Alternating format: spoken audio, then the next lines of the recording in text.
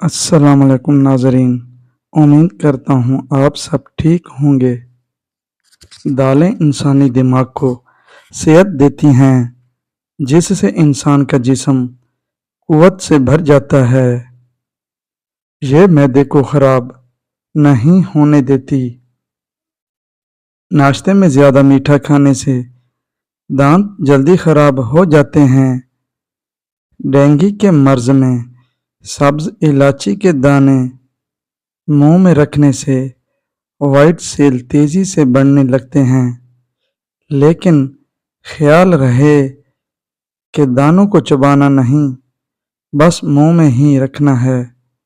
روزانہ ہلدی والی چائے کی 1 سے 2 چٹکی لینا آپ کو کینسر جیسے خطرناک مرض سے محفوظ رکھتا ہے۔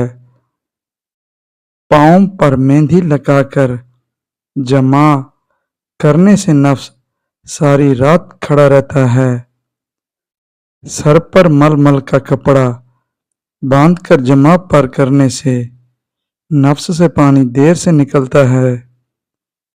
نفس دیر سے کھڑا ہوتا ہے تو دہی میں کالا نمک ڈال کر کھا لیا کرو، نفس 3 گھنٹے تک کھڑا رہے گا، بیٹھے گا نہیں۔ پتلی منی کو گاڑھا کرنا ہے تو چاول کے چند دانے کچے چبا کر جمع کیا کرو۔ سوتے وقت پاؤں کے تلوں پر تیل کی مالش کیا کرو، جسم سے بیماریاں بھاگ جائیں گی۔ پیٹ بڑھ جائے تو نہاتے وقت ناف میں تلوں کے 2 قطرے ڈال دیا کرو، پیٹ چند دنوں میں اندر چلا جائے گا۔ کندھا جھکا کر بیٹھنے سے پٹھے کمزور ہو جاتے ہیں۔ زیادہ میٹھا کھانا چہرے پر جھریاں لے آتا ہے۔ جن لوگوں کے بال وقت سے پہلے سفید ہو جائیں، انہیں شہد کا استعمال زیادہ کرنا چاہیے اور چائے بغیر چینی کی استعمال کریں۔